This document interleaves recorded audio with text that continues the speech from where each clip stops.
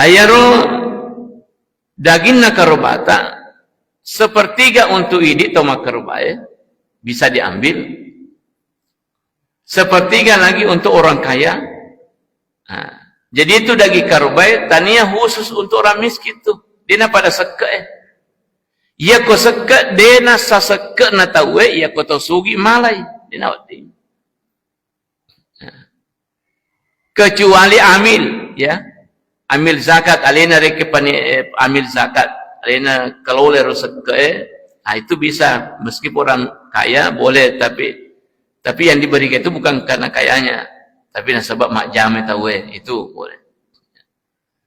Nah, sementara kalau daging kurban Bapak Ibu, namo to sogi wa ditoyaring namanya hadiah.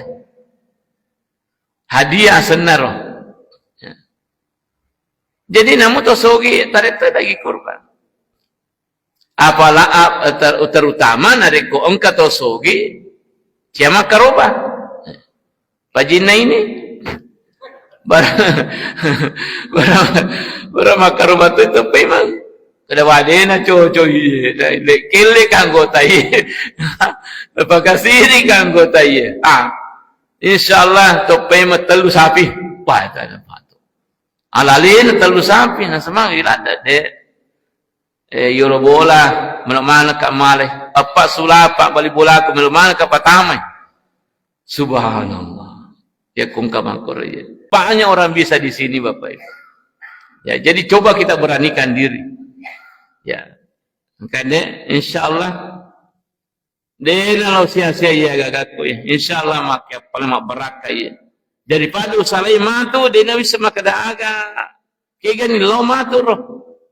Usalai ni tanahku galuku darahku matu usalai agaku dena bisa makada lo kegi matu ya roh.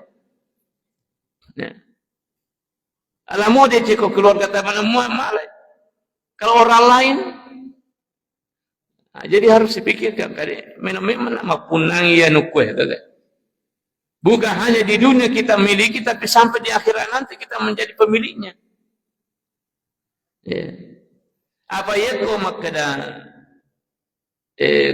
itaruh mater terudenan ka ya sedekangi padahal makai ya ya nato mate nanalan itu selesai ini persoalan ya laba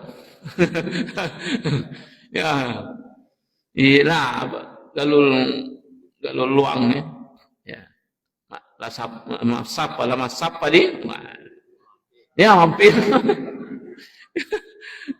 iya iya jadi itu